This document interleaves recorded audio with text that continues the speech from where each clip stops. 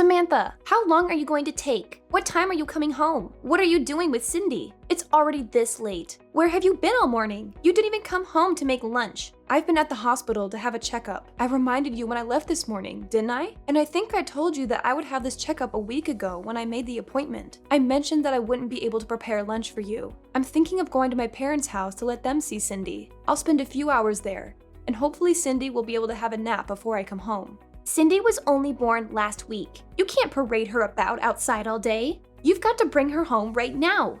It's already this late. I can't believe you could be so irresponsible. Don't you care about Cindy at all? She could get sick this late. It's still 1:30, and there's no need to be so overprotective. I've taken precautions for the sunlight, and we're only going to see my parents. It's not like I'm taking her to meet everyone I know or pushing her pram through a crowd of sick people.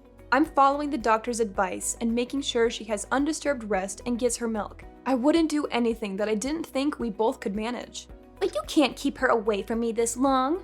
She's already been away from me for 3 hours. Cindy needs me. You can't do this to her. Give her back to me. What are you talking about? She's not a thing, and she's not yours. I've decided that I'll raise Cindy myself. I can't trust you with her. I've watched how you've been with her for the past week, and it's obvious that you're no good as a mother. You don't know how to take care of her. If you raise her, she'll end up unhappy. Or worse, she'll be unhappy and she'll be rebellious. It's people like you that end up raising criminals. I can't just stand by and watch you ruin her life. The best thing for Cindy is if you give her up. I'll raise her as my own daughter. She's mine, so give her back. Cindy is my first child, so of course I don't expect to be able to do things perfectly all by myself. That's why I've been listening to all the advice you've been giving me this week, and I'm really happy that you're helping. But no matter what I do, you keep on complaining that I'm doing things wrong. So that's what you're thinking of me? I'm doing my best to help you. How can you be so ungrateful? I bet you think that I'm in the way, don't you? You're the one that's living in my house. I'm letting you stay here. I'm providing the roof over your head, and I don't even ask for rent. I've done so much for you. And this is how you repay me? This is why I never approved of Alex marrying a woman like you. You're the one that asked that we moved in with you. Alex and I were living together in our own house after we got married, and we planned to stay there. But you wanted us all to live together.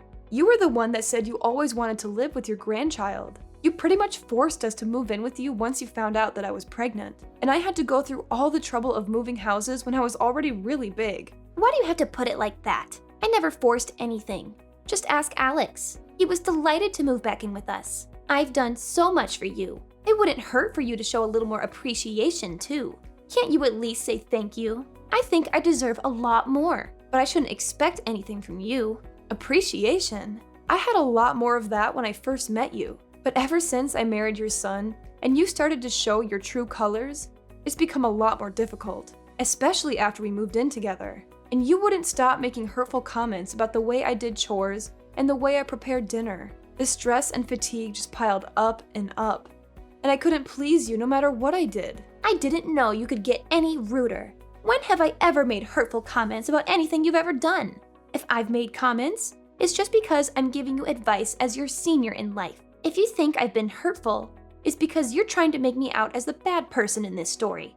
I'm an adult too. I understand the difference between advice and sarcastic, backhanded comments. And it's not just those comments. You don't like the food I make, even though I've done my best to follow your recipes. And if you really don't like my cooking, then you can always make your own. But you insist on having me prepare your serving too. And sometimes you throw it all away right in front of me. It's not just insulting, it's wasteful. Did you really think that I could just brush that off as advice? I don't understand how you could do something so mean just for the sake of showing me you don't like my cooking. I threw it away because it didn't taste good. What's the problem? Did you really think that it was good enough to serve to Alex and my husband? Nobody would want to eat something disgusting like that. So I saved them the trouble. I just did what they would have wanted to do anyway. If anything, you should be thanking me for not letting them eat something as horrible as that slop you call food. That's what I'm talking about. In the past few months we've spent living together, you've never eaten my food without making a face, a comment, or throwing it all away. On top of that, you were making me do all the housework right up until the birth. I couldn't have a moment's rest while you were around, even though my back hurt and my feet hurt, and I was so tired. Even when my contractions started and I was begging for you to call an ambulance because Alex was out, you wouldn't call and told me that I was overreacting. I couldn't even get to the phone myself. I thought I was going to give birth right where I was. It wasn't until Robert passed by my room and noticed that my water had broken that I was finally able to go to the hospital. I'm grateful for my father-in-law's care and consideration. But if you want me to be grateful for you, then you'll have to do something I can be grateful for first. You shouldn't expect everyone to do everything for you. You could have gone to the hospital by yourself. You're so spoiled. It shows that your parents must have been overly protective of you as a child. No wonder you're so disrespectful towards me. Did you really think that I could drive all the way to the hospital safely when I was getting contractions every 5 minutes? Even after I gave birth, you didn't say anything to me. You didn't ask me how I was doing, not even a word about how well I had done, even though I was in labor for 15 hours. I was too busy thinking about Cindy. What did you expect? My first and only priority was the baby. So what if you gave birth? It's nothing special. I gave birth too, and you don't see me begging everyone for praise and compliments. I didn't expect you to compliment me, but I think anybody would be happy to hear something from their family, and anything would have done. And I'd like to remind you that I was only discharged from the hospital a week ago. I've been waking up over and over in the middle of the night to feed Cindy. I haven't had any sleep at all this past week. I'm still trying to get used to a lot of new things, a lot of new emotions and a new sleep routine. And I'm literally all over the place. But you're still making me do all the housework. I thought you said that it would be better for us all to live together because you'd be able to help out with the baby. But you haven't been doing anything. Even though Alex and his dad say that I don't have to do anything, to rest when I can, and not to push myself too hard, I have to do everything while they're at work because you won't do anything. Oh, you really are spoiled. You were the one that married my son, not the other way around. What's the point in having you here if you're not going to do the chores? You can't seriously think that you can spend your days just laying around doing nothing. You're being childish if you think that's how things work. Just because you've moved in with us, I'm here to be with Cindy, not with you. And you shouldn't expect everyone to be nice and kind to you just because you've given birth. So what? That doesn't change anything. You're sorely mistaken if you think you get to slack off just because you've had a baby. The one thing we all care about is Cindy. I couldn't care less about you, and nobody else does either. We only need Cindy. I can't believe you're not going to even bother to hold back your punches. I take it you mean that there's no use for me at your house if I'm not going to do all of your housework for you? That's right. I'm glad you finally understand. We only need Cindy to make us happy. I don't need a rude, disrespectful, annoying daughter-in-law like you around the house. If you're not even going to do what you're here for, even if you did do the chores and prepare our food, you're useless. I end up having to redo everything you do anyway. You are just wasting my time. And having you here is a waste of space, too. So we don't need you here. So you think I'm rude and useless? All right. What? Am I wrong? I don't think I said anything you couldn't understand. I made it quite clear. We don't need you in this house. To be honest, I'd prefer if you'd leave as soon as possible and never come back. You don't have to worry about Cindy. She'll be in good hands. We'll raise her without you. I think that's best for her as well. She doesn't need a useless woman like you as her mother. I just want to check if you want me to leave. Then that means you don't want to live with me, doesn't it? How many times do I have to tell you? I don't want to live with you and I want you out of my house. Do you understand? Yes, I do. I understood that perfectly. Then I won't be coming back. I'll be staying at my parents' house. They've got a spare room that I can use, so there's no reason for me to return today. I'll go and get my things another day. Will that make you happy? Of course. Do whatever you want. You're an adult. I don't care where you stay, as long as it's not in my house. Nobody in this house is waiting for you to return anyway. I'll have Alex go and collect Cindy from you when he gets home from work. So make sure she's had her rest, and you've got all her things ready by then. I'll let you spend these last few hours with her, at least. You're not going to come back to this house, so this will be the last time you ever see her. I'm glad you finally come to your senses. You're not fit to be a mother. I understood the part about not coming back to stay in your house, but you're wrong about one thing. I am not handing my daughter over to you. Cindy is staying with me. I'm her mother. What are you talking about? I just told you you're not fit to be a mother. Are you going to take her away from me? You can't do that. She needs me. Oh, you think that I'm not fit to be a mother because I need support to raise her? And because I can't handle all of the housework on just 1 hour of sleep a night? You expect the impossible from me. You're saying that I'm taking her away from you, but you're not her mother. She was never yours to begin with. She's my granddaughter. That makes her mine. I don't think that your way of thinking that she belongs to you is very healthy for Cindy. I don't think that raising her in an environment where you think that you can treat me however you like is good for her either. Alex and Robert have both lost their patience with the way you've been treating me. I know that the both of them have done their best to talk with you privately and get you to change your attitude, but it still hasn't changed after months. And if it's only going to get worse now that Cindy's born, I'd rather not live with you either. Your own son and husband have given up on getting you to change your ways, so there's no way I can keep hoping. Robert as well? You're lying. I remember him mentioning something about you, but I forgot what he said. It didn't seem very important, but I know they all hate you. Nobody wants you to stay in our house. And we're all happy that you finally have given birth so we can get rid of you and keep Cindy. Who's they? Do you mean Alex and Robert? Because I know Alex loves me. And Robert is a wonderful father-in-law. And even if they did actually hate me, I think they'd be more mature about it. You've been far from mature these past few months. You've been passive-aggressive and childish at best. All you've done is bully me and make me feel bad about myself. I've had enough. We've all had enough of your behavior. If you're not going to fix it, then there's no point in sticking around and waiting for you to change. I'm not returning to your house. And if you won't reflect on your actions, I won't let you meet Cindy.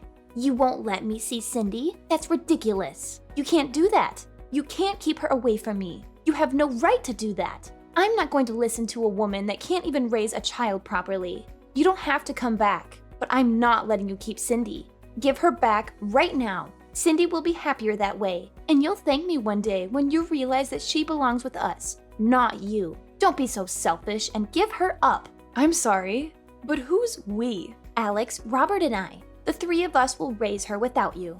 I know that we can make Cindy a million times happier if you're not around to ruin her life. She doesn't need a failure of a mother like you. You should give her back to me for her sake. Robert's actually with me right now. Alex will be here soon too.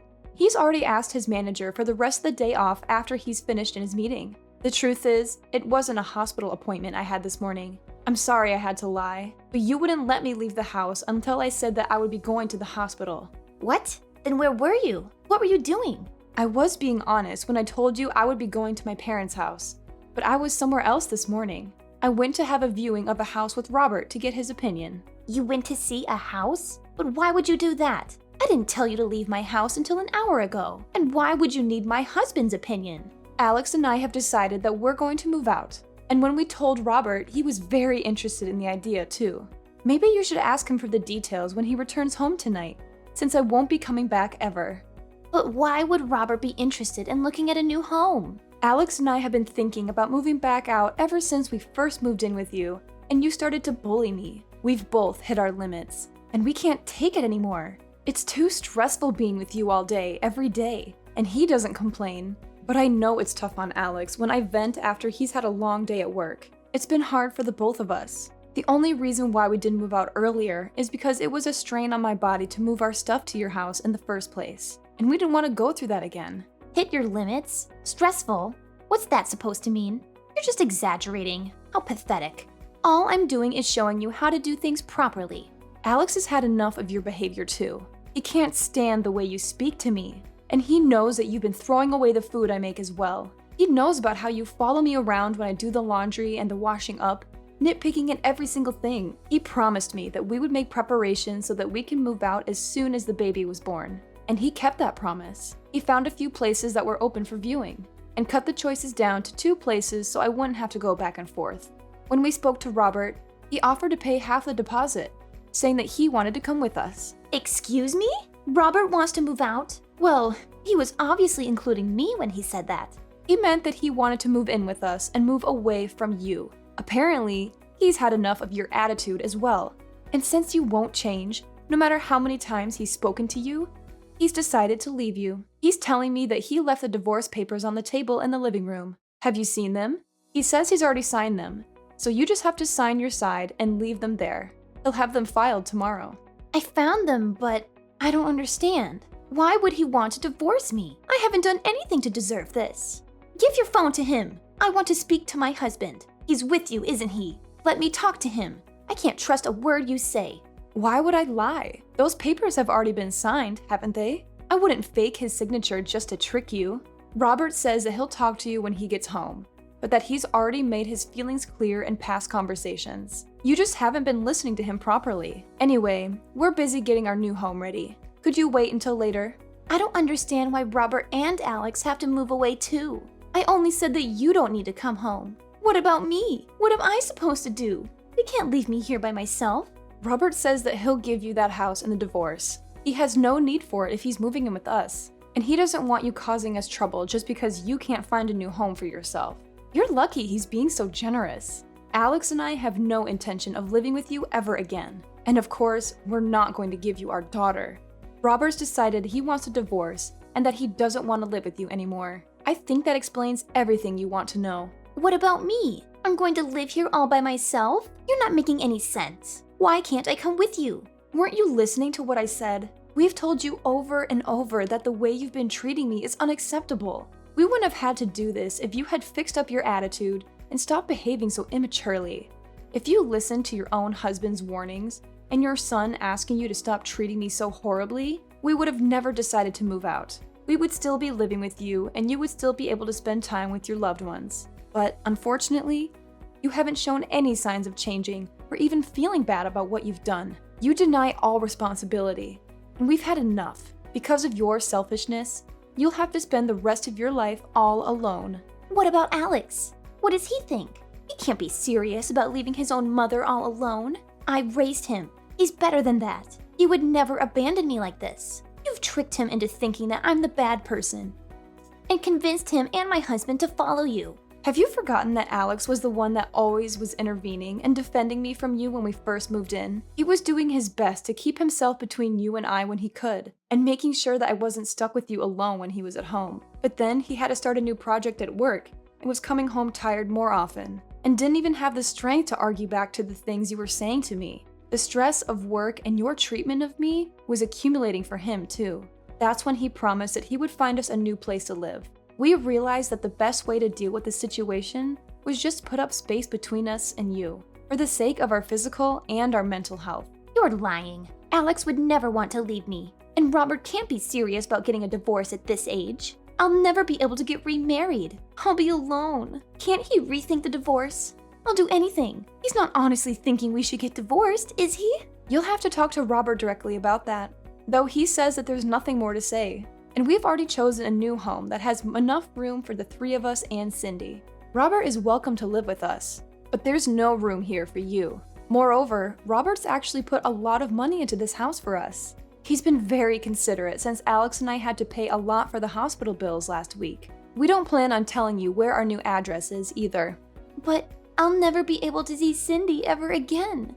Are you honestly going to separate us? I'm not going to let you see her. You'll have to show that you can change first. I don't know if you can, but if you want to see her, you'll have to. I don't plan on meeting you until then either. I'm sure you don't care whether you see me again or not, but I just wanted to make it clear that this is what happens when you treat someone as though they're inferior to you. You end up alone.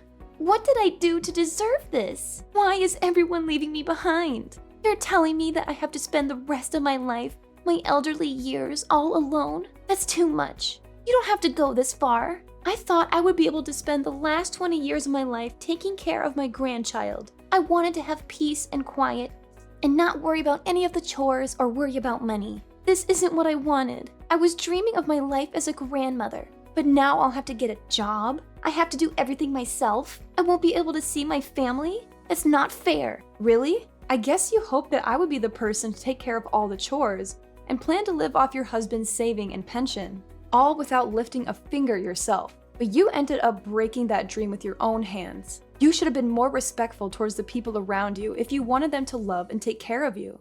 I'm tired of you complaining about every little thing I do, but now you'll have to do everything yourself, and you won't be able to see your family ever again.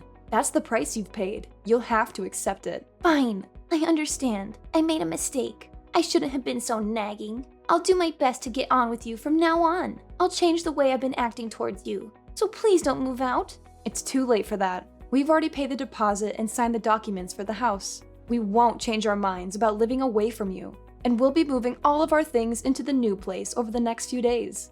We're all going to live here in peace without you. Robert will be returning to your house this evening to pack up our essentials, so you should have a good long talk with him then. He'll be staying there until all of our things have been moved, but he's quite adamant about having the divorce. So I suggest you forget about talking him out of it, and talk about how you can make an effort to change your behavior. That way, you might have a chance to meet Cindy in the future. Samantha, I'm sorry. Let's all live together. I don't want to be alone. I think we might have gotten off to a bad start, but I'll change. I'll do whatever it takes. I'm sure you'll come to understand why I was so harsh towards you. It was for your sake, but I won't do that anymore. Just let me see Cindy. I find it hard to believe that you'll change when you're still making excuses. You can't even apologize properly. It's too late after all. You can't change. Besides, you were saying yourself that you don't want to live with me, remember? I confirmed over and over, and you said that you wanted me to leave. Well, I don't want to live with you either. I hope you'll enjoy your final years without a rude, useless woman like me in the way. After her conversation with Samantha ended, Chloe had no choice but to wait for her husband to come home. The first thing Robert did when he returned to the house was to tell her that he wanted a divorce, and that he wasn't going to change his mind. He checked that she had signed the papers and took them to his lawyer to have them filed. He didn't speak a word to Chloe after that, and spent his time packing away all of his things. Anything that had to be dealt with regarding the divorce was done through his lawyer, and he was able to move houses without much fuss. Chloe got the house in the divorce, but it was brought to her lawyer's attention that she had spent Robert's savings on several occasions without his permission, and as a result, the amount she received in alimony payments decreased significantly. It wasn't enough for her to keep up the payments for the household bills, so she had to find a job in order to earn some money to pay for other essentials. She was so desperate to meet Cindy that she went to Samantha's parents' house and demanded that they tell her Samantha's new address. It didn't occur to her that she should have just shown Samantha that she was making an effort to change. In the end, Samantha's parents called the police because of how aggressive Chloe was being,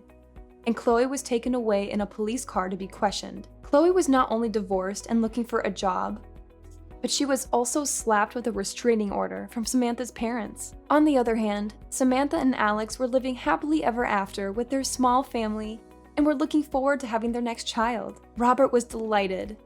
He was freed of his selfish wife and was taking great pleasure in taking care of his granddaughter.